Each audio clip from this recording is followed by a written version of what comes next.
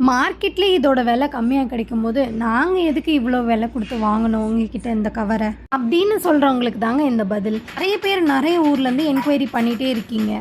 ஆனால் உங்களுக்கு நான் சொல்ல வேண்டியது இந்த ஒரே விஷயம் மட்டும்தான். ஒரே ப்ராடக்டை நிறைய விலையில் நம்ம பார்த்துருப்போம் மார்க்கெட்டில். மெயினாக நம்ம ஒரு ப்ராடக்டை வாங்கும்போது அதோட பிராண்டிங்ஸ் வச்சு நம்ம வாங்குவோம். ஏன்னு பார்த்தீங்கன்னா அந்த பிராண்டிங்ஸில் நம்ம வாங்கும்போது நல்ல ஒரு குவாலிட்டியில் இருக்கும் அப்படிங்கிற ஒரு நம்பிக்கை.